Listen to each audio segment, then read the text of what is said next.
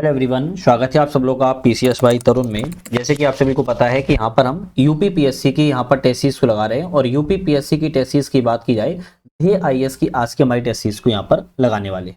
शुरुआत में सबसे पहले एक चीज और क्लियर कर दूं, आज हम इतिहास, कला, संस्कृति के टॉपिक की बात करेंगे, जिसमें कुछ क्वेश्चन हमारे करंट अफेयर्स से संबंधित भी यहाँ पर रहने वाले हैं। तो आप लोग दिल थाम के बैठ जाइएगा, ये टेस्ट सीरीज आपके एग्जाम के लिए बहुत ही ज्यादा महत्वपूर्ण यहाँ पर होने वाली है। तो इसी चैनल पर हम मल्टीपल्स कोचिंगों की टेस्ट सीरीज को लगा रहे हैं, जैसे आपकी धे की लग रही है, दृष्टि की लग रही है, जीएस वर्ल्ड की लग रही है, मैक आईएएस की लग रही है, तो आप जाके वो भी देख पाओगे। आज के हम पहले क्वेश्चन की बात करेंगे। संभवतः मध्य युग की किसी भी अन्य घटना का सभ्य संसार पर इतना प्रभाव नहीं पड़ा जितना कि भारत जाने के समुद्र की मार्ग खुल जाने से। यह कथन किस इतिहासकार का है? यह कथन किस इतिहासकार ने कहा है कि मध्य युग की किसी भी अन्य घटना का सभ्य संसार पर इतना प्रभाव नहीं पड़ा है भारत पर जितना कि भारत जाने के समुद्र की मार्ग खुल जाने से पड़ा है। यह जो कथन है आपके डार्डवेल के द्वारा कहा गया है। किसके? डार्डवेल के द्वारा कहा गया है। और यूरोप की एशिया में उपनिवेशवादी गतिविधियों की शुरुआत का प्रतीक के रूप में इन्होंने कहा था, जब भारत पर ब्रिटिश का कब्जा हो गया था, एक तरीके से गुलाम बना लिया था, उस गतिविधि को, उस ऐतिहासिक महत्व को, उस ऐतिहासिक घटना को घटित के लिए डार्डवेल के द्वारा ये जो कथन है कहा गया है। नेक्स्ट क्वेश्चन आता है, निम्नलिखित घटनाओं को इन कालक्रम में व्यवस्थित कीजिए और सही क्रम का उत्तर दीजिए। चलिए बात करेंगे। जैसे हम बात करें यहाँ पर हमारा कौन सा पहला है, तो शाहजहां द्वारा हुगली में पुर्तगाली बस्तियों पर आक्रमण। शाहजहां के द्वारा हुगली में पुर्तगाली बस्तियों पर आक्रमण की जब भी बात आती है तो हम कहेंगे 1632 का समय था। वास्को डी गामा का भारत में आगमन की बात की है, 1498 का समय है। गोवा में पुर्तगालियों द्वारा किला के निर्माण की बात की जाए तो 1510 है। और पांडुचेरी पर फ्रांस के अधिकार की बात की जाए तो 1814 है, जो कि पेरिस की संधि से हुआ था। तो ऑप्शन में अब हम देखेंगे तो दूसरा, तीसरा, पहला और चौथा ऑप्शन हमारा जो यहाँ पर जो है करेक्ट हो जाएगा। नेक्स्ट बात करेंगे, निम्नलिखित कथनों पर विचार करें और इनमें से कितने ऑप्शन हमारे या कौन सा ऑप्शन हमारा यहाँ पर सही है। जैसे बात करें, 1612 में कैप्टन वेस्ट ने सूरत की बंदरगाह पर पुर्तगालियों को पराजित किया था। तो 1612 की बात करें, कैप्टन वेस्ट ने सूरत की बंदरगाह पर पुर्तगालियों को पराजित किया। क्या ये सही है? हाँ, बिल्कुल बात करेक्ट है।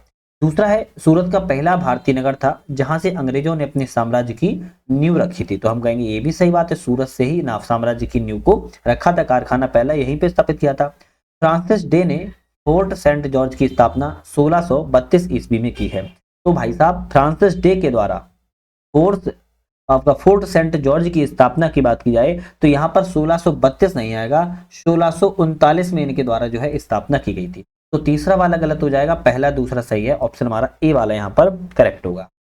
नेक्स्ट बात करेंगे, निम्नलिखित कथनों पर विचार करें, इनमें से कौन सा ऑप्शन हमारा सही है। बात करेंगे कौन सा ऑप्शन, बहादुर शाह प्रथम ने अंग्रेजों द्वारा, औरंगजेब द्वारा पुनः लगाए गए जजिया कर को समाप्त कर दिया था। तो बहादुर शाह जफर आपके औरंगजेब के द्वारा बने थे और औरंगजेब ने जो जजिया कर लगाया था वो बहादुर शाह के द्वारा समाप्त कर दिया गया था। करेक्ट है। उसने राजपूतों को उनके प्रदेश लौटा दिए तथा सूबेदारों की ओहदे भी लौटा दिए थे। क्या ये सही है? नहीं भाई, हम ये कहेंगे भाई ये तो आपका ऑप्शन यहाँ पर गलत है। राजपूतों को उनके प्रदेश तो लौटाए गए थे लेकिन सूबेदारी के ओहदों को उन्होंने नहीं लौटाया था। तो दूसरा वाला गलत है। संभाजी के पुत्र साहू जी को 1707 ईस्वी में मुगलों की कैद से मुक्त कर दिया गया था जब औरंगजेब की मृत्यु हो गई थी। तो हम कहेंगे हाँ ये तो सही है। तो पहला और तीसरा सही है, दूसरा वाला गलत था, वो मैंने आपको बता दिया है। नेक्स्ट बात करेंगे, निम्नलिखित कथनों पर विचार कर, एक तरफ व्यक्ति और उनका योगदान है, किस व्यक्ति का किस चीज में योगदान है। जैसे हम बात करें जॉब चॉर्नॉक की, जॉब चॉर्नॉक की बात की जाए तो कलकत्ता के संस्थापक के रूप में जाने जाते हैं। फ्रांसिस डे की बात की जाए तो फ्रांसिस डे को हम मद्रास के संस्थापक के रूप में जानते हैं। जेराल्ड आगियार की बात की जाए तो बम्बई के संस्थापक के रूप में जानते हैं। विलियम नारिस की बात की जाए तो औरंगजेब के दरबार के रूप में ब्रिटिश राजदूत थे। तो हम कहेंगे ऑप्शन ए वाला रहेगा, ए का चौथा, बी का तीसरा, सी का दूसरा, डी का पहला ऑप्शन करेक्ट है। यूक्लिड की रचना रेखा गणित का संस्कृत में अनुवाद किसने किया? यूक्लिड की रचना रेखा गणित में संस्कृत का अनुवाद की बात करें किस व्यक्ति के द्वारा किया गया तो हम कहेंगे जय सिंह द्वितीय के द्वारा किया गया था। किसने? जय सिंह द्वितीय के द्वारा किया गया था। नेक्स्ट क्वेश्चन आता है, निम्नलिखित कथनों पर विचार करें, इनमें से कौन सा ऑप्शन हमारा सही है। कथनों पर विचार करें कौन सा सही है। गुरु रामदास ने अमृतसर नगर की स्थापना की थी, बिल्कुल करेक्ट है। गुरु अर्जुन देव ने स्वर्ण मंदिर का निर्माण किया था, ये भी सही है। गुरु तेग बहादुर की मृत्यु मुगल शासक अकबर के काल में हुई। तो गुरु तेग बहादुर की मृत्यु की बात की जाए तो औरंगजेब के काल में हुई थी, ना कि आपके अकबर के काल में। किसमें? औरंगजेब के कार्यकाल में की गई थी यहाँ पर, ना कि आपके यहाँ पर अकबर के काल में। तो हम कहेंगे तीसरा वाला गलत है, केवल पहला और दूसरा ऑप्शन यहाँ पर सही है। रणजीत सिंह को राजा की उपाधि किसने प्रदान की थी? तो रणजीत सिंह को राजा की उपाधि की बात की जाए, जमान शाह के द्वारा प्रदान की गई थी। किसने? जमान शाह ने। क्यों दी थी? क्योंकि रणजीत सिंह को राजा की उपाधि जमान जो शाह थे, वहां के अफगान के शासक थे, अफगान के शासक ने उपाधि दी थी। यह उपाधि उन्हें सैन्य कौशल और पंजाब पर नियंत्रण के सम्मान में दी गई थी। नेक्स्ट बात करेंगे, प्रसिद्ध पंजाबी प्रेम काव्य कौन सा है? हीर रांझा का किसकी रचना की है? प्रसिद्ध पंजाबी प्रेम काव्य है हीर रांझा की रचना किसके द्वारा की गई है? हीर रांझा की रचना की बात की है वारिस शाह के द्वारा की गई। किसके? वारिस शाह के द्वारा की गई है। इनकी घटनाक्रम की बात की है 1722 से लेके 1798 इनका टाइम पीरियड है, और यह पंजाबी के प्रसिद्ध सूफी कवि है। कैसे हैं? पंजाबी के प्रसिद्ध सूफी कवि के रूप में जाने जाते हैं, और इनके द्वारा हीर रांझा की जो है रचना की गई है, और पंजाब का एक अमर प्रेम काव्य के रूप में इनको जाना जाता है। निम्नलिखित घटनाओं पर विचार करें, कौन सा ऑप्शन यहाँ पर जो है सही है। बात करेंगे, मंगलौर की संधि 1784 में वॉरेन हेस्टिंग के समय में की गई थी। बिल्कुल करेक्ट है। टीपू सुल्तान की मृत्यु के बाद मैसूर ने सहायक संधि स्वीकार कर ली। भाई टीपू सुल्तान की मृत्यु के बाद मैसूर ने सहायक संधि स्वीकार कर ली, हम कहेंगे ये भी सही है, और 1799 का टाइम पीरियड है ना। मंगलौर की संधि यहाँ पर वॉरेन हेस्टिंग्स के समय में की गई थी। मद्रास की संधि लॉर्ड कॉर्नवालिस के समय में की गई। मद्रास की संधि लॉर्ड कॉर्नवालिस के समय में नहीं, बल्कि आपके वेरिल्टस के समय में की। किसके? वेरिल्टस के समय में की गई थी। तो ऑप्शन हमारा रहेगा पहला वाला, दूसरा वाला सही है, जबकि तीसरा वाला यहाँ पर ऑप्शन गलत है। नेक्स्ट बात करेंगे, किस मुगल शासक के शासनकाल में फारस के शासक नादिर शाह ने भारत पर आक्रमण किया था? ऐसा कौन सा मुगल शासक था, फारस के शासक था, जिसने भारत पर आक्रमण किया था? तो हम कहेंगे भारत में उस समय किस मुगल शासक का शासन था? मोहम्मद शाह। मोहम्मद शाह कौन था? मोहम्मद शाह रंगीला का शासन था। किसका? मोहम्मद शाह रंगीला के शासन के समय 1739 में नादिर शाह का भारत पर आक्रमण जो है किया गया था। नेक्स्ट आता है, निम्नलिखित कथनों पर विचार करें, इनमें से कौन सा ऑप्शन हमारा सत्य है? जैसे 1819 में समाचार दर्पण अंग्रेजी भाषा में प्रकाशित पहला समाचार साप्ताहिक पत्र, तो ये सही है। भाई हम कहेंगे गलत है। 1819 में समाचार दर्पण तो था, लेकिन यह अंग्रेजी भाषा में नहीं था, बल्कि बांग्ला भाषा में था। कौन सा? बांग्ला भाषा में प्रकाशित हुआ था, और यह साप्ताहिक समाचार पत्र था। बात की जाए इसके संपादक कौन थे, तो इसके संपादक जीसी मार्शमैन थे। कौन से? जीसी मार्शमैन इसके संपादक के रूप में जाने जाते थे। ठीक है। इस समाचार पत्र का प्रकाशन की बात किया है तो गवर्नर जनरल लॉर्ड हेस्टिंग्स के कार्यकाल के दौरान किया गया था। तो हम कहेंगे हाँ दूसरा सही है, और आपका पहला वाला ऑप्शन यहाँ पर गलत था। नेक्स्ट क्वेश्चन की तरफ बढ़ेंगे। निम्नलिखित में से किस समिति ने अकाल एवं भू राजस्व व्यवस्था का मूल्यांकन किया? तो ऐसी कौन सी समिति जिसने अकाल और भू राजस्व व्यवस्था का मूल्यांकन किया? हम कहेंगे 1778 में गठित की गई थी। 1778 में गठित की गई थी, तो अमीनी समिति थी। कौन सी? अमीनी समिति ने अकाल भू राजस्व व्यवस्था का मूल्यांकन किया था। निम्नलिखित कथनों पर विचार करें, कौन सा ऑप्शन यहाँ पर करेक्ट है? जैसे विचार करें, दादा भाई नेहरू जी ने भारत में प्रति व्यक्ति आय का 20 रुपए वार्षिक बताई है। बिल्कुल करेक्ट है। उन्होंने इस अनुमान को 1867-68 में प्रस्तुत किया था। तो हम कहेंगे भाई साहब ये भी आपका करेक्ट है। उन्होंने द डिस्कवरी ऑफ इंडिया नामक पुस्तक लिखी है। तो ये सही है क्या? नहीं भाई, उन्होंने द डिस्कवरी ऑफ इंडिया नामक पुस्तक नहीं लिखी है। हमारा ऑप्शन केवल पहला और दूसरा वाला ही सही रहेगा, तीसरा वाला गलत है। स्थान है और क्रांतिकारी है, कौन सा स्थान के क्रांतिकारी सम्मानित है? जैसे सुल्तानपुर की बात की जाए तो शहीद हसन सम्मानित है। गोरखपुर की बात की जाए तो गजाधर सिंह सम्मानित है। मथुरा की बात की जाए तो देवी सिंह सम्मानित है। रामगढ़ की बात की जाए तो रानी अवंतीबाई सम्मानित है। ऑप्शन हमारा जो है ए वाला यहाँ पर करेक्ट हो जाता है। नेक्स्ट क्वेश्चन बात करेंगे, शुभ समाचार पत्रिका का संपादन किसने किया? शुभ समाचार पत्रिका का संपादन केशव चंद्र सैन के द्वारा किया गया था। किसके द्वारा? केशव चंद्र सैन के द्वारा शुभ समाचार पत्रिका का संपादन जो है किया गया था। नेक्स्ट आता है, निम्नलिखित में से उनके स्थापना के सही कालक्रम बताइए। स्थापना के सही कालक्रम, जैसे हम बात करें रामकृष्ण मिशन की स्थापना कब की गई थी? 1897 में, है ना। प्रार्थना समाज की स्थापना 1867 में। थियोसॉफिकल सोसाइटी की स्थापना 1875 में, और सर्वेंट ऑफ इंडिया सोसाइटी की स्थापना 1905 में। ऑप्शन हमारा यहाँ पर आप याद करो ना करो, मैंने आपको सारे ऑप्शन बता दिए, वो ज्यादा आपके लिए इंपोर्टेंट है। निम्नलिखित कथनों पर विचार करें, इनमें से कौन सा ऑप्शन आपका जो है सही है। ऑप्शन में बात करें, पाइक वे सैनिक होते थे जो लगान मुक्त भूमि का उपयोग करते थे, बिल्कुल ठीक है। खम्पाती विद्रोह असम में हुआ था, कौन सा है, खम्पाती विद्रोह कहां पर हुआ, असम में हुआ, ये भी ठीक है। कुकी जनजाति विद्रोह का कारण पोंथांग लेना था, क्या था, पोंथांग लेना था। पोंथांग मतलब क्या होता है, मुफ्त श्रम होता है, मुफ्त में श्रम करवाना एक तरीके से पोंथांग कहलाता है, और कुकी जनजाति के द्वारा करवाया जाता, ये भी एक विरोध का कारण था। तो हम कहेंगे 1 2 3 हमारे ऑप्शन तीनों ही करेक्ट है। भारत में हिंदू कॉलेज 1817 की स्थापना किनके प्रयासों से की गई। भारत में हिंदू कॉलेज की स्थापना राजा Ram Mohan Roy, David Hare, Alexander डफ। तो हम कहेंगे डी रहेगा, तीनों ही व्यक्तियों के सहयोग से भारत में हिंदू कॉलेज की स्थापना 1817 में की गई थी। आधुनिक शिक्षा के प्रसार के लिए मील का पत्थर हिंदू कॉलेज के रूप में इसको जाना जाता है। नेक्स्ट क्वेश्चन की तरफ बढ़ते हैं। निम्नलिखित कथनों पर विचार करें। विचार करना है इनमें से कौन सा ऑप्शन हमारा सही है। विचार करें, तामलुक की समानांतर सरकार ने तूफान पीड़ितों के लिए सहायता कार्यक्रम शुरू किया था। किसने, तामलुक की समानांतर सरकार ने, बिल्कुल सही, ठीक है। जो तूफान आया था उसके लिए क्या किया था, उसके लिए सहायता किया था, बिल्कुल ठीक है। तामलुक की अगर बात करें कब अस्तित्व में आई थी, दिसंबर 1942 में अस्तित्व में आई थी। कब आई थी, दिसंबर 1942 में अस्तित्व में आई थी, और इसका जो अस्तित्व है 1944 तक इसका जो है अस्तित्व रहा था। इस सरकार ने एक सशस्त्र विद्युत वाहिनी का भी गठन किया था, तो हम कहेंगे ये भी सही है। इस वाहिनी का सदस्य मातंगनी हजारा की आंदोलन के दौरान गोली लगने से मृत्यु हो चुकी थी, हम कहेंगे ये भी सही है। ऑप्शन हमारा डी रहेगा, 1 2 3 तीनों ही ऑप्शन हमारे करेक्ट है। बंगाल विभाजन के संदर्भ पर विचार करना है, कौन सा ऑप्शन हमारा सही है। तो बंगाल विभाजन के बारे में विचार करने से पहले एक छोटा सा अपडेट है आपके लिए, वो सुन लेते हैं। वो आपके लिए एग्जाम के इंपोर्टेंट से महत्वपूर्ण है। हमारा ऐप आ चुका है जिसका नाम है यूपीएससी नेट। इस ऐप को डाउनलोड कैसे करोगे, तो डिस्क्रिप्शन में लिंक के लिंक से भी कर सकते हो, या सर्च कर सकते हो यूपीएससी नेट ऐप, आप प्ले स्टोर पर वहां से डाउनलोड कर लोगे।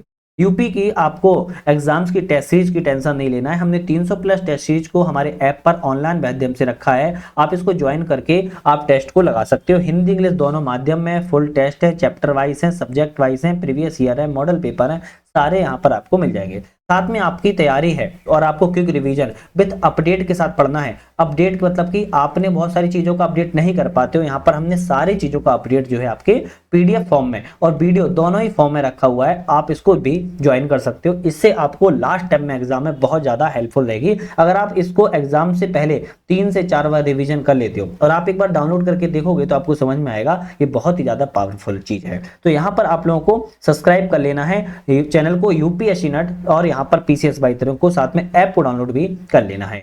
चलिए हम क्वेश्चन की तरफ बढ़ते हैं, थोड़ा जूम कर लेते हैं। क्वेश्चन हमारा है बंगाल विभाजन के संदर्भ में विचार करिए। अब हम विचार करेंगे कौन सा ऑप्शन यहाँ पर सही है। तो बात करें, गोपाल कृष्ण गोखले ने बंगाल विभाजन को हमारे घाव पर नमक की तरह बताया है, बिल्कुल बात ठीक है। तो सुरेंद्रनाथ बनर्जी ने कहा बंगाल विभाजन हमारे ऊपर एक ब्रिज की तरह गिरा है, हम कहेंगे ये भी सही है। महात्मा गांधी ने बंगाल विभाजन को भारत के वास्तविक जागरण की शुरुआत कहा है, ये भी सही बात है। लॉर्ड कर्जन ने कहा कि विभाजन ने बंगाली मुसलमानों को एकता का ऐसा अवसर प्रदान किया जो उन्हें मुस्लिम बादशाहों के समय में नसीब नहीं हुआ था, तो हम कहेंगे ये भी सही है। चारों ही ऑप्शन जो आपके कथन है बिल्कुल करेक्ट है, तो हमारा सी रहेगा। 1 2 3 ऑप्शन हमारे, 4 ऑप्शन हमारे करेक्ट है।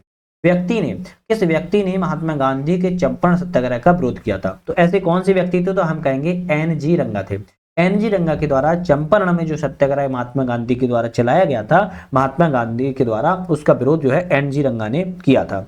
एन.जी. रंगा जो एक प्रखर किसान नेता थे, स्वतंत्र विचारक थे, उन्हें शुरू में गांधी जी के चंपारण आंदोलन के तौर तरीकों का सैद्धांतिक असहमति जताई, क्योंकि उन्हें शुरुआत में पता नहीं था, तो उन्होंने असहमति को जताया था। असहयोग आंदोलन के बारे में विचार करें, कौन सा ऑप्शन सही है। असहयोग आंदोलन के बारे में करना है विचार। जैसे नागपुर अधिवेशन 1920 में हुआ, इसकी अध्यक्षता विजय राघवाचार्य ने की, करेक्ट है। इस अधिवेशन में असहयोग आंदोलन से संबंधित प्रस्ताव C.R. दास ने प्रस्तुत किया था, तो हम कहेंगे ये भी सही है। सी वाला रहेगा। 1 2 ऑप्शन, दोनों ही ऑप्शन हमारे ऑप्शन जो है सही है। नागपुर अधिवेशन 1920 में हुआ था, ये भी याद रखिए। सुभाष चंद्र बोस ने गांधी जी की दांडी यात्रा की तुलना किससे की। सुभाष चंद्र बोस के द्वारा गांधी जी की दांडी यात्रा की तुलना नेपोलियन के पेरिस मार्च और मुसोलिनी के रोम मार्च से की है। इसकी महात्मा गांधी की दांडी मार्च की तुलना नेपोलियन के पेरिस मार्च, मुसोलिनी के रोम मार्च के द्वारा की गई है। धन किसने की, सुभाष चंद्र बोस ने की। नेक्स्ट आता है कि समन्वय आंदोलन के दौरान दांडी यात्रा के समय गांधी जी ने किस अमेरिकी पत्रकार को अपने आश्रम में ठहराया था? तो कौन सा पत्रकार था? हम कहेंगे बेब मिलर था। और ये बहुत इंपॉर्टेंट है। और जो गांधी यात्रा आपकी है 1930 में आपकी घटना जो है घटित की गई, ध्यान रखिएगा। और बेब मिलर अमेरिकी पत्रकार गांधी जी के साथ एक ही आश्रम में ठहरे थे। अभिकथन और कारण है, कौन सा अभिकथन कारण सही है देखते हैं। मेहर भोज ने अपने सिक्कों पर वराह की आकृति को अंकित किया है, बिल्कुल करेक्ट है। कारण है कि वह स्वयं विष्णु का बहुत बड़ा अवतार मानता था, बिल्कुल ठीक है, स्वयं को विष्णु का अवतार मानता था। ए ऑप्शन रहेगा, ए आर दोनों सही है और उसकी व्याख्या भी सही कर रहा। निम्नलिखित में से कथनों पर विचार करें, यहाँ पर कौन सा ऑप्शन सही है। चलिए कथनों पर विचार करें। जैसे विग्रहराज चतुर्थ को कवि बांधव की उपाधि दी गई थी, किसको? कवि बांधव की उपाधि दी गई थी, तो हम कहेंगे बिल्कुल ठीक है, विग्रहराज चतुर्थ को। बीशल देव ने अजमेर में एक विद्यालय की स्थापना की थी, तो हम कहेंगे भाई ये भी ठीक है, क्योंकि बीशल देव के द्वारा एक आपकी इसकी इसकी सरस्वती मंदिर विद्यालय की स्थापना को किया गया था। किसकी? सरस्वती मंदिर स्थापना को किया गया था। बीशल देव विग्रहराज ने स्वयं हरिकेली नाटक की रचना भी की है, तो हम कहेंगे ये भी सही है। आपके तीनों ऑप्शन सही है, तो हमारा डी वाला रहेगा। 1 2 3 ऑप्शन, तीनों ऑप्शन यहाँ पर करेक्ट है। नेक्स्ट आता है कि एक तरफ विद्वान और कृति है, कौन से विद्वान की कृति किससे संबंधित है? जैसे हम बात की जाए धनपाल की कृति की बात की है तो तिलक मंजरी संबंधित है, करेक्ट है। धनिक की बात की है, धनिक ने मृत संजीवनी, नहीं, मृत संजीवनी धनंजय ने। यहाँ पर बात की जाए, अगर हम बात करें यहाँ पर धनिक ने काल निर्णय और 10 रूपा लोक ग्रंथों की रचना की है। किसकी? यहाँ पर हम काट देते हैं, यहाँ पर बात करेंगे किसकी की है? 10 रूपा लोक की तथा किसकी? काल निर्णय की है, जो है ग्रंथ की रचना की है। किसके द्वारा? ये की गई आपकी धनकी के द्वारा। धनंजय की बात की है तो धनंजय ने यहाँ पर 10 रूपक की रचना की है, ये तो बात सही है। भट्ट हलायुध की बात की है, भट्ट हलायुध ने 10 रूपक की रचना नहीं की है, 10 रूपक की रचना धनिक ने की है। भट्ट हलायुध की बात की है तो पिंगल छंद शास्त्र की रचना की है। किसने? पिंगल छंद शास्त्र पर मित्र संजीवनी नामक टीका इन्होंने लिखा हुआ है। तो हम कहेंगे केवल 2 ऑप्शन यहाँ पर सही है, पहला और तीसरा वाला। तो हम कहेंगे केवल 2 ऑप्शन यहाँ पर सही है, जबकि 2 ऑप्शन यहाँ पर जो है गलत है। नेक्स्ट क्वेश्चन आता है, निम्नलिखित में से कौन सी सामाजिक प्रवृत्ति पूर्व मध्यकाल में उभर कर सामने आई? ऐसी कौन सी सामाजिक प्रवृत्ति है जो पूर्व मध्यकाल में सामने उभर कर आई थी? तो भूमि दान के आधार पर एक श्रेणीबद्ध समाज की रचना हो गई थी। उसमें क्या हुई थी? भूमि दान के आधार पर एक श्रेणीबद्ध समाज की रचना को समय ज्यादा देखने को मिलता है। महमूद गजनवी का भारत पर अंतिम आक्रमण किस क्षेत्र पर हुआ? तो महमूद गजनवी का भारत पर अंतिम आक्रमण सिंध क्षेत्र पे हुआ था। कहां पर हुआ था? सिंध क्षेत्र में। 1027 में महमूद ने सिंध पर अंतिम आक्रमण किया, जिसके बाद कोई भी अभियान इसके द्वारा नहीं किया। अलाउद्दीन खिलजी की विजयों के बारे में यहाँ पर बताना है कितने युगम सही है। तो यहाँ पर बात करें, रणथंभौर की विजय 1300 में की, करेक्ट है। चित्तौड़ की विजय की बात किया 1303 में की, ये भी सही है। देवगिरी की विजय की बात किया 1311 में की, ये भी सही है। वारंगल की बात किया तो यहाँ पर 1309 में की, ये भी सही है। ऑप्शन हमारे सभी चारों सही रहेंगे, लेकिन एक बात ध्यान रखना है, चित्तौड़ का जब विजय प्राप्त अलाउद्दीन खिलजी ने की तो चित्तौड़ का नाम बदलकर यहाँ पर क्या कर दिया था? खिरजाबाद कर दिया था। ध्यान रखिएगा, खिरजाबाद कर दिया था चित्तौड़ का नाम बदलकर। देवगिरी पर जब यहाँ पर विजय प्राप्त की तो यहाँ का शासक कौन था? रामचंद्र यहाँ का शासक था। वारंगल पर जब विजय प्राप्त की तो यहाँ पर कौन शासक था? तो काकतीय वंश का, इसका काकतीय वंश का रुद्रदेव द्वितीय संबंधित है। कौन सा? रुद्रदेव द्वितीय जो था वो शासक था। चलिए नेक्स्ट बात करेंगे फिरोज तुगलक के संबंध में। फिरोज तुगलक के संबंध में विचार करें कौन सा ऑप्शन यहाँ पर सही है। तो फिरोज तुगलक के बारे में उसने बात की जाए, उसने जागीरदारी प्रथा को प्रोत्साहित किया था, बिल्कुल ठीक है। उसने दीवान खैरात के माध्यम से सामाजिक कल्याण को बढ़ावा दिया, ये भी सही है। उसने सैनिकों और अधिकारियों को वेतन के स्थान पर भूमि दान की, हम कहेंगे ये भी सही है। वह पहला सुल्तान था जिसने सिंचाई हेतु नहरों का निर्माण करवाया। तो फिरोज शाह तुगलक के द्वारा पहली बार नहीं बल्कि गयासुद्दीन तुगलक ने, किसने? गयासुद्दीन तुगलक के द्वारा ही सिंचाई के नहरों का निर्माण बहुत बड़ी मात्रा में किया गया था। तो हम कहेंगे चौथा वाला गलत है, केवल 3 ऑप्शन हमारे सही है, 1 2 3 ऑप्शन हमारे करेक्ट है। नेक्स्ट आता है पुस्तक पत्रिका है, उसके लेखक और प्रकाशक हैं, तो जैसे मिला लेते हैं हम। बात करें द इंडियन सोशलिस्ट की, श्यामजी कृष्ण वर्मा संबंधित हैं, बिल्कुल ठीक है। अनहाइलेशन ऑफ कास्ट की अंबेडकर संबंधित हैं, ये भी सही है। इंडिया डिवाइडेड राजेंद्र प्रसाद ने लिखा, ये भी सही है। इंडियन स्ट्रगल सुभाष चंद्र बोस संबंधित है, ये भी ठीक है। तो ऑप्शन रहेगा ए वाला, 1 2 3 4 ऑप्शन सभी ऑप्शन सही हैं।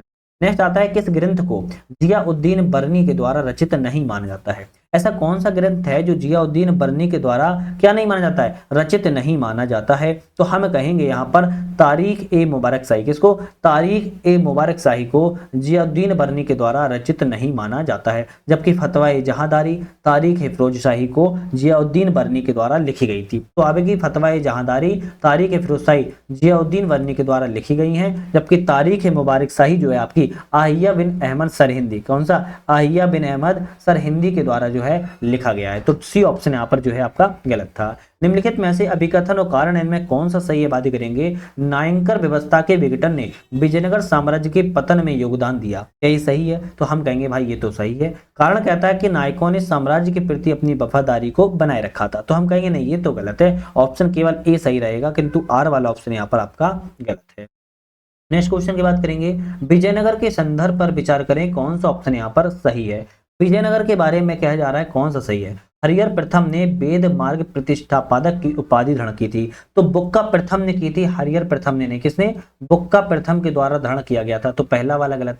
1374 ईस्वी में चीन में एक दूत मंडल भेजा था, तो 1374 में ईस्वी में चीन में एक दूत मंडल भेजा था, तो हम कहेंगे क्या ये सही है? हम कहेंगे भाई ये भी आपका सही नहीं है। क्या है? ये भी आपका जो है सही नहीं है, तो हम कहेंगे यहाँ पर आपका ऑप्शन रहेगा डी वाला, कोई भी यहाँ पर जो है आपका सही नहीं है, ध्यान रखिएगा। ठीक है, चलिए बात करेंगे नेक्स्ट क्वेश्चन की, विजयनगर साम्राज्य में प्रचलित विदेशी मुद्राओं में कौन सा शामिल है? तो प्रचलित विजयनगर साम्राज्य में प्रचलित विदेशी मुद्राओं में कौन सा शामिल है? तो आपका कुर्जेड़ो सही है। तो कुर्जेड़ो, विजयनगर में जो पुर्तगाली कुर्जेड़ो थे, दीनार, डुकेट और फ्लोरिन, ये चारों ही ऑप्शन आपके सही हैं। क्यों? क्योंकि विदेशी मुद्राएं के रूप में जाने जाती। क्या थी? ये सभी मुद्राएं थी, और ये मुद्राएं कैसी थी? ये सभी मुद्राएं विदेशी थी। कैसी थी? विदेशी मुद्राएं थी। तो हम कहेंगे डी ऑप्शन हमारा यहाँ पर जो है सही हो जाएगा। फ्लोरिन, दीनार, डुकेट और कुर्जेटे को विदेशी मुद्राएं के रूप में जाना जाता है। निम्नलिखित में से कौन सा कथन चैतन्य महाप्रभु से संबंधित नहीं है? चैतन्य महाप्रभु से संबंधित कौन सा कथन यहाँ पर गलत है? तो बात करें, उन्होंने भक्ति का प्रचार कीर्तन और नृत्य के माध्यम से किया, तो सही लिखा है। उन्होंने दक्षिण भारत सोमनाथ द्वारका की यात्रा की, ये भी सही है। उन्होंने ब्रह्मसूत्र एवं उपनिषदों का सात्विक भाष्य किया है। चैतन्य महाप्रभु एक भक्ति आंदोलन संत थे, ये तो ठीक है, ना कि दार्शनिक थे, तो हम कहेंगे भाई सी वाला तो गलत हो जाएगा। और वे जीवन के अंतिम वर्षों में पुरी में रहे थे, तो यहाँ पर पुरी में रहे, हम कहेंगे ये भी ठीक है। तो यहाँ पर आपका सी वाला ऑप्शन गलत है। क्यों? क्योंकि ब्रह्मसूत्र उपनिषदों में दार्शनिक भाष्य की जरूरत होती है, जबकि वह दार्शनिक नहीं थे, बल्कि वह भक्ति आंदोलन के संत थे, तो हम कहेंगे आपका सी वाला ऑप्शन गलत है। निम्नलिखित कथनों पर विचार करें, कौन सा ऑप्शन यहाँ पर सही है? विचार करें, बहाउद्दीन जकारिया ने भारत में सोहरावर्दी संप्रदाय की स्थापना की, क्या ये करेक्ट है? बिल्कुल करेक्ट है। चिश्ती संप्रदाय के समान सोहरावर्दी संप्रदाय सूफी ने सादगी जीवन व्यतीत नहीं। चिश्ती संप्रदाय ने जितना आपका सादगी से जीवन व्यतीत किया है, उतना सोहरावर्दी संप्रदाय ने किया है। सोहरावर्दी संप्रदाय जो है शासन में लिप्त रहते थे, शासन में लिप्त रहते थे, ऐश्वर्य जीवन जीते थे, तो हमारा दूसरा वाला गलत है, केवल पहला वाला ऑप्शन जो है आपका यहाँ पर सही है। चिश्ती साधारण जीवन शैली को जीते थे, ये दुनिया जानती है, और इसीलिए वह फेमस भी। अकबर के राजत्व सिद्धांत की व्याख्या किस ग्रंथ ने की है? अकबर के राजत्व सिद्धांत की व्याख्या किसने और किस ग्रंथ में की है, बात कर रहा है। हम कहेंगे अबुल फजल ने की है, और आइन ए अकबरी में की है। किसने? अबुल फजल ने, और आइन ए अकबरी में अकबर के राजत्व सिद्धांत की जो है आपकी व्याख्या की गई है। नेक्स्ट आता है मुगल अधिकारी और कार्यक्षेत्र हैं, कौन सा मुगल अधिकारी किस कार्यक्षेत्र से संबंधित है? जैसे दीवान मुस्तौफी की बात करें तो लेखा परीक्षण का कार्य करता था। दीवान तन की बात करें तो मनसब वेतन का विवरण रखता था। दीवान बयूतात की बात किया है तो आंतरिक के वित्तीय प्रशासन देखता था। शद्र और शुदीर की बात किया है तो धार्मिक न्याय प्रबंधन का कार्य देखता था। ऑप्शन हमारा यहाँ पर ए वाला जो है आपका करेक्ट यहाँ पर हो जाएगा। मनसबदारी व्यवस्था में जात एवं सवार पदों से कौन सा यहाँ पर सही है? तो मनसबदारी व्यवस्था में जात और पद सवार पदों में एक ऑप्शन सही है। कौन सा ऑप्शन सही है बात करें तो जात जो थे मनसबदार का प्रशासकीय रैंक एवं वेतन होते थे, तो हम कहेंगे केवल सी ऑप्शन सही है। जात की बात किया है, जात जो होते थे मनसबदार की व्यक्तिगत प्रतिष्ठा और प्रशासकीय रैंक और वेतन तय करता था, तो यहाँ पर जो है आपकी यहाँ पर ये वाला गलत है।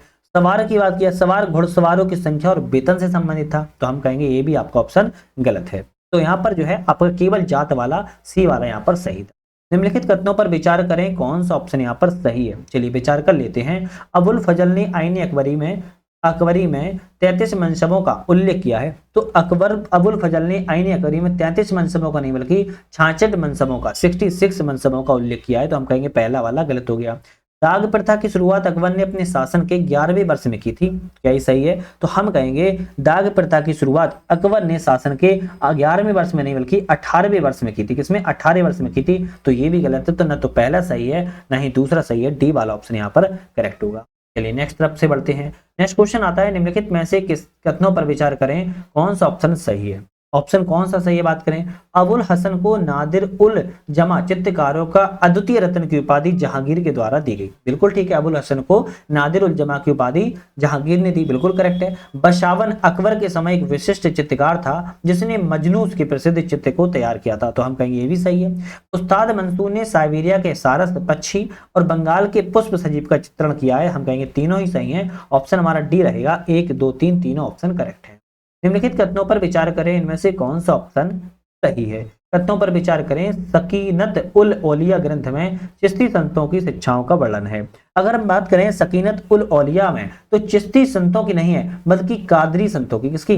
कादरी संतों पर आधारित है, ना कि चिश्ती संतों पर। तो पहला वाला गलत हो गया।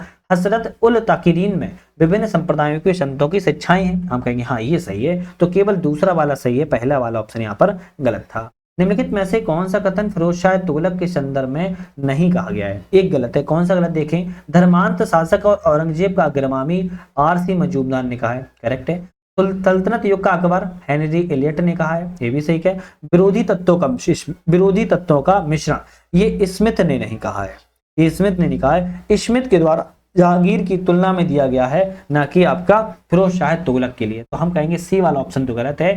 धर्म प्रचार की नीति प्रति समर्पित एल फिस्टन ने कहा है। तो ये फिरोज शाह तुगलक के बारे में ए बी डी सही है, जबकि सी वाला ऑप्शन गलत है, क्योंकि स्मिथ ने आपकी जहांगीर की तुलना के लिए कहा है, ना कि फिरोज शाह की तुलना के लिए। नेक्स्ट आता है कि भारत आगमन का सही कालक्रम किसका है? तो अलबरूनी जो है आपका 11वीं सदी में आया था। कब आया था? 11वीं सदी में आया था। महमूद गजनवी की सहायता था। किसके? महमूद गजनवी के साथ में आया था। ध्यान रखिएगा। इब्न बतूता की बात किया है तो यह 14वीं सदी में आया था। किसमें? 14वीं सदी में आया था। और यह मोहम्मद बिन तुगलक के समय, मोहम्मद बिन तुगलक के समय में आया था। मार्को पोलो की बात करें तो 13वीं सदी के अंत में आया था। और अब्दुल रज्जाक की बात करें तो 15वीं सदी में आया था और विजयनगर काल में आया था। कौन सा? विजयनगर काल में आया था। तो ऑप्शन जो हमारे रहेंगे बी वाला रहेगा, पहला, तीसरा, दूसरा और चौथा। पहले नंबर पर 11वीं आएगा, फिर आपका 13वीं आएगा, फिर 14वीं आएगा, फिर 15वीं आएगा। तो बी ऑप्शन यहाँ पर करेक्ट है। नेक्स्ट बात कर लेते हैं क्वेश्चन की, निम्नलिखित में से कौन सा कथन यहाँ पर असत्य है, मतलब कि गलत कथन इन चारों में कौन सा है? तो हम गलत ऑप्शन की बात करें। उत्तर वैदिक आर्यों को समुद्र का ज्ञान हो गया था। क्या ये सही है? हम कहेंगे बिल्कुल ठीक बात है। कुणाल एक पूर्व हड़प्पा सिंधु घाटी सभ्यता बस्ती जो गुजरात में है। कुणाल की बात किया है, पहले तो ये गुजरात में नहीं है, ये आपके कहां पर है? आपके हिसार जिले के सरस्वती नदी के किनारे। कहां पर है? हिसार जिले के सरस्वती नदी के किनारे जो है स्थित है। और इसकी खोज 1969 में की गई थी। किसमें? 1969 में की गई थी, जेपी जोशी के द्वारा, और आर.एस. बिष्ट ने इसकी खोज की थी। और यह सरस्वती नदी के किनारे है। किस पे? सरस्वती नदी के किनारे है। तो हम कहेंगे बी वाला ऑप्शन तो गलत है। जैन धर्म में संसार दुख मूलक माना गया है। ये तो सही है। दक्षिण भारत में शैव धर्म के प्रचारकों को नयनार कहा जाता था। तो नयनार जो है आपके शैव धर्म के लिए, वैष्णव धर्म के लिए अनवार कहा जाता था। ये दोनों चीजें आपको याद रखनी है। भारतीय संविधान सभा की कुल 15 महिला सदस्यों में से एकमात्र मुस्लिम महिला कौन थी? तो भारतीय संविधान सभा में कुल 15 महिलाएं सदस्य थी, लेकिन इन 15 महिलाओं में केवल एकमात्र मुस्लिम थी। कौन मुस्लिम थी? तो बेगम एजाज रसूल थी। कौन थी? बेगम एजाज रसूल थी। आपको ध्यान रखना है। 15 की 15 महिलाओं के अगर नाम कर याद करें तो आप याद कर लो, सुचेता कृपलानी, विजय लक्ष्मी पंडित, राजकुमारी अमृत कौर, सरोजनी नायडू, पूर्णिमा बनर्जी, लीला राय, जी दुर्गाबाई, हंसा मेहता, कमला चौधरी, रेणुका राय, मालती चौधरी, एनी मस्करिनी, बेगम एजाज रसूल, अम्मू स्वामीनाथन, दक्षयानी वेलायुधन। आपकी 15 महिलाओं में बेगम एजाज रसूल आपकी केवल एक महिला मुस्लिम सदस्य थी।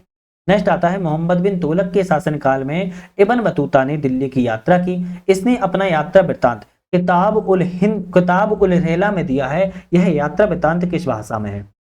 तो इब्न बतूता ने किताब उल रहला नामक पुस्तक लिखी है और दिल्ली की यात्रा का वर्णन किया है। मोहम्मद बिन तुगलक के शासनकाल से संबंधित है। यह किस भाषा में लिखी गई है? तो हम कहेंगे अरबी भाषा में लिखी गई। आप देखोगे एक क्वेश्चन से 4 क्वेश्चन कवर किए हैं हमने और ये अरबी भाषा में लिखी गई है। तो आज हमने यहाँ पर 50 क्वेश्चन बेसिक लगाए हैं, ध्यान रखिएगा। नेक्स्ट हमारी वीडियो में 51 से क्वेश्चन लगाएंगे और ये बहुत ही ज्यादा महत्वपूर्ण ये टेस्ट आपके एग्जाम्स के लिए होने वाली है। अभी तक चैनल पर आप लोगों ने नए थे, सब्सक्राइब लाइक शेयर नहीं किया है तो कर लीजिएगा। अच्छा लगता है, मुझे मोटिवेशन मिलता है। इसी तरीके से वीडियो और भी बनाने में हमें यहाँ पर मोटिवेशन मिलना जरूरी भी है। बाकी हमारे ऐप को भी डाउनलोड कर सकते हो, वहां पर आपको मल्टीपल कोचिंग की टेस्ट सीरीज वगैरह यहाँ पर ज्वाइन कर पाओगे। साथ में ऐप पर क्विक रिवीजन नोट्स आपके हैं, वो भी आप लोग यहाँ पर पढ़ पाओगे। तो आज यहीं पर वीडियो पर बने रहने के लिए आप सभी का बहुत बहुत धन्यवाद।